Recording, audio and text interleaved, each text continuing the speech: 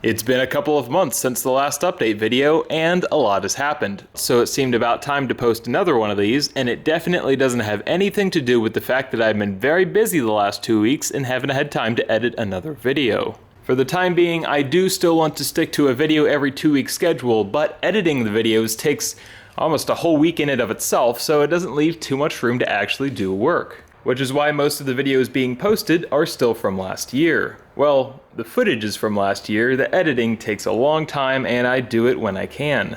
Maybe the most important thing that's happened is we got our own sign. That's how you know we've really hit the big time. In the past, every video that comes out has kind of been a surprise, and there's something to be said for that, but it's also just not practical to keep that up when everything that's happening on YouTube is months behind what's happening in reality. If that's where any of this is actually happening. So if you'd like to keep each video a surprise, I'll try to keep these update videos separate from everything else, and I would recommend just turning this off right now. If you're not too afraid of spoilers, then, well, we've got a lot of teasers here. The first thing we'll talk about is what is clearly the most popular car on this channel, the 91 Firebird. Something obvious that hasn't happened in a video yet is, yes, I'm using the front license plate mount holes. I didn't drill them, they were already there. It was convenient. I don't have a bracket for the front yet. It's ugly, but it's not hurting anything since they're already drilled, and leave me alone, it's fine. There are probably 2 more episodes of this that will go up before we end up licensing it and actually driving it. One where we're gonna work on the front brakes, and the other one, I think the other one's just gonna be working on a lot of electronics because it had some weird issues like with the headlights and the hatch and some other stuff, so it'll probably just be a lot of that kind of stuff being taken care of. So if you're drooling for more content on this car, it's definitely coming. With how popular those videos are, it would just be crazy for me not to keep posting that content, but these things take time. Moving on from that, the garage is just chock full of spoilers. First up is something that is actually pretty wild. Eastwood decided that they wanted to work with us on a project, and I suggested making a tube bumper for the S10 Blazer, and they sent a tube bender and pieces for it and a tubing notcher. That's awesome. This is not cheap stuff. This is all 1/2-inch plate. It's a little out of my league, to be honest. They got in touch with us over email and were really excited to just make a project together and use their tools. I do want to talk about sponsored video content because this is that. They sent me these things, they didn't send me money, and I didn't buy them, but they did send me these tools to make a video showcasing them. And if everything keeps going well, this will not be the last of the sponsored content on this channel. But I do want to set out some guidelines and explain some of my feelings on this. What I will not do is be dishonest or mislead. I don't even really want to endorse anything, but I will give my opinions on it.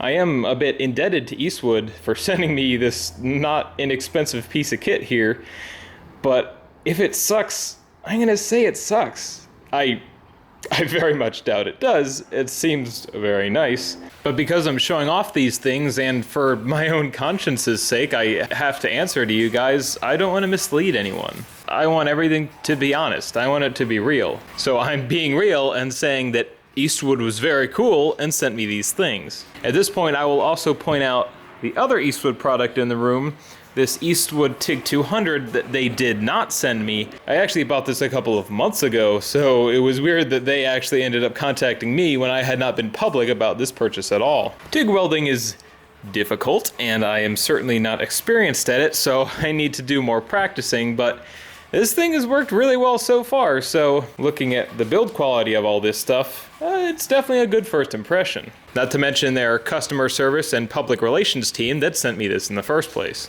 I want everyone in the comments to give me their opinion. I kinda asked for this before on a different sponsored video, but now I really want it because I get a lot of people getting in touch with me asking for me to review or make videos about their products. What I definitely will not do is make a review for a bad product and make it look good or talk about how much I like it when it's absolute crap. In fact, there was one other product I got sent to review that I started making a video for and I did not like it. It just was not working out for me, so I gave the company the option of having me post the video and give a negative opinion of it, or just not post it at all. They chose option B, so you guys never saw that one. There's something to be said for if it's bad, I should tell that story too, but it's tough. It's a tough situation when they're sending me the things. I certainly could still upload the video complaining about the product, but if it's something sent to me, I don't think I'm going to do that. Right now, there are no less than 5 emails in the channel's inbox that are offers from companies wanting to send us things to review. So what I want to know is what you think. I like stuff. As the garage suggests, I like tools. Don't really mind being sent free things, even if they're not great, honestly. And I don't really want that stuff to bleed into the other videos. Although, in a certain sense, it kind of will. Like this Eastwood stuff will be used to make a part for the S10 Blazer, so that is absolutely part of the Blazers series. So this gets kind of tricky. I want to know what you guys think about the ethics of this. And no matter what, even though it's from the same company, because I didn't pay for this stuff, but I did pay for that welder, it's kind of impossible to be without bias. I'll try to do all of the mental gymnastics I can to remove that bias and just give a real opinion about the product with cost as a consideration, even if I didn't pay for it myself. And I want to be thankful for the companies sending me things, but also understand the reason why they sent the things. So it is an advertisement, but I don't know. This is tricky. If you would like to see reviews of random stuff, I will accept those offers in the email inbox, and then you'll see more products. Otherwise, it'll probably just be big stuff. So that's enough of me trying to say things when I don't really know what I'm trying to say. I would like some discussion of this in the comments, and let's just move on and talk about a couple of things. Another thing I recently got was this DeWalt abrasive chop saw. I read a lot of things. I spent way too much time actually reading about cold cut, dry cut saws, abrasive saws, all those things, and just ended up going with a good old-fashioned abrasive saw. It is loud, it is messy, it throws a lot of sparks, and it gets things real hot, but I don't know, it'll cut everything. It's simple, it's reliable, it's a really nice base. I really like the quick release. I like everything about the construction of it, and the cheap dry cut saws seem like they're not super well built, even though, I don't know. Anyway, this is what we went with.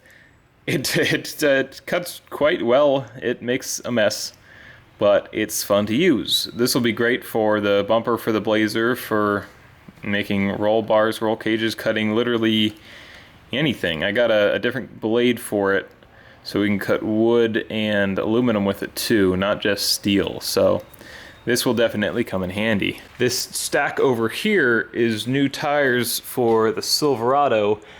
I know it's not everybody's favorite project, but this thing has been pretty reliable for me. I guess I can't say that. I did rebuild half the drivetrain. I don't know, I like it, and it gets me around, and it'll tow stuff still.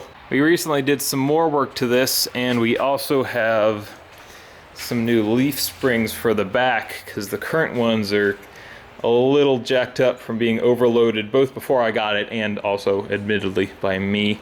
These are a little bit heavier, but they're the same number of leaves, so they should just drop right in. I'm sure that'll be fun to install. This engine over here isn't the one that's been sitting in the garage for a while. This is a 6-liter LS that my buddy Sean bought, and it's going in the Volvo 240. It's really just been sitting around here for a while. The engine is currently out of it. It also came with this 480E, which is not going to be easy fitting in there, but it is definitely possible. That big old Rough Country box was actually a lift kit for the Silverado, which we have installed, and it's not a huge lift. We only installed the 3.5-inch part right now, but it gives it a decent height. It gives it enough that the front tires don't seem to rub anymore, which is good because they rubbed real seriously before. Over on the shelf here, we also have that limited slip carrier that we showed in the Blazer Burnouts video. That's definitely going in soon. Engine parts, transmission cooler for the Silverado, transmission cooler for the Blazer. This is a box of steering shafts. We've got a good selection here. We already put the Cherokee one in the Blazer, and then we went ahead and got, and this is an Astro one. This is a Grand Cherokee, and it does not fit. Oh no, this one's a Grand Cherokee and does not fit. This one is also a Cherokee. So one of these will be for the 78 Firebird, and one of these will be for the 91 Firebird. It'll be interesting to see how they all fit, because we do need to do some small modifications, but that'll happen somewhere down the line.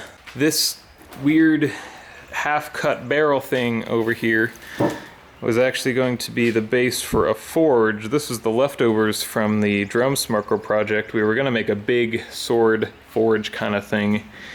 That might happen this summer, who knows. I wasn't really going to mention this, but since you could kind of see it there, this is a door from a friend's car. The door was banged up. We ended up getting a door to replace it. So this isn't really anything. We're probably just gonna shoot it or do something fun. Now that I think about it, I don't even think this toolbox was shown in the video yet. I got these both on clearance. That's a fun story. But suffice to say, got these end of last year, and that's really helped because they're both completely full already. And like the shelves last summer, those are completely full. Gonna have to do a lot of organizing. Finally got a map gas torch. This thing is pretty fun. And now we're inside the house. That's right, there's so much stuff it can't all even fit in the garage. Got some 78 Firebird parts. That carb leaks like a sieve. So we got some carburetor parts. This is a new fine spline shaft for that 144 supercharger on the 78. I'm thinking this shaft and coupler will reduce the rattling noise at idle, because it's very annoying. Also a different thermostat housing to try for it, some other parts. Front sway bar end links for the Silverado, because I broke them. A tack for the Blazer. I don't think I'm ever going to make the dash one read correctly with the V8, and it didn't even work before anyway. So tack for the Blazer, a bunch of limited slip fluid. Use that for the Blazer. This is a piece of weather stripping for the Silverado.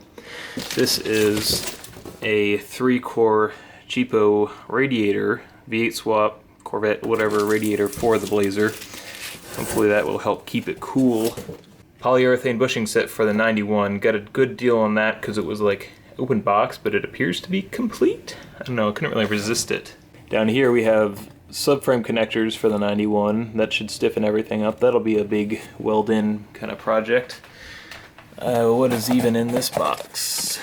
This is pretty much all of the weather stripping for the 78 Firebird, and this is pretty much all of the weather stripping for the 91 Firebird.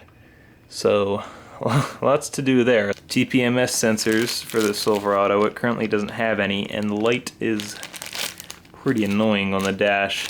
Not a huge deal, but just a nice luxury kind of item, I guess. This super long bag is door seals and window felts for the 78. And this whole video is being filmed with this pretty cool G6 Plus gimbal with the Sony RX100. This thing still overheats like hell, but I haven't been using it recently. I just kind of did a little mod so it works a little better, but mostly use the Panasonic. But this is perfect, and hopefully it makes this video watchable, unlike the other Q&A video, because I cannot stand still. Oh, and I also got some of this goop adhesive. More than one of you have suggested this to me. I've never used it, was not really familiar with it. I try to goop some things together, I guess, with it. Ooh, and grease fitting caps. I absolutely adore grease fitting caps. Zerks get really gross and nasty under a car, especially on the tractors, so it's nice just to be able to pop the cap off and have a nice clean seal. So we just looked at a whole lot of stuff, but what does all that stuff mean? Well, in an obvious way, it means projects for the channel, at least most of it. And I want it to be clear that there's a lot of videos coming, even if things seem like they're moving slow right now, they are. It's actually because I'm working, we're working. Over the fall and winter, we were able to get a lot of videos out in a short period of time, because that was kind of really all we were doing, was editing the videos we had already filmed. Now we have a couple videos backed up, but I really want to work on this car. Not just this car, I want to work on the 78, I want to work on the Silverado, I want to work on the Volvo, Sean's car. There's a lot to be done, so Yeah, a real video didn't make it out this week. Hopefully this suffices and will show you some interesting things that you can expect to see in the future. But that's not the only reason for taking a look at all those things. The biggest reason, the most important reason, is that that's stuff that YouTube has allowed me to do. That's stuff that you guys, everyone out there watching, has made possible. And that's absolutely amazing. You guys are amazing. We've been posting to this YouTube channel for a decade, but in the last 3 years, we'll say especially the last year, everything has just gotten almost out of hand. It feels out of hand to me, so I can't say it enough. Thank you. Thank you to everyone who has viewed any of these videos, commented on them, like, subscribe, that stuff. The Patreon supporters are actually amazing. That's still wild to me. We made that because you guys insisted that we have a Patreon, and we haven't really been very good about posting anything to that. So sorry there, but that support is crazy. That's it is beyond meaningful that the content we make has that kind of real value to people. That's it's touching. And I'm not huge about social media stuff, but we also made our channel's Instagram account in response to popular demand.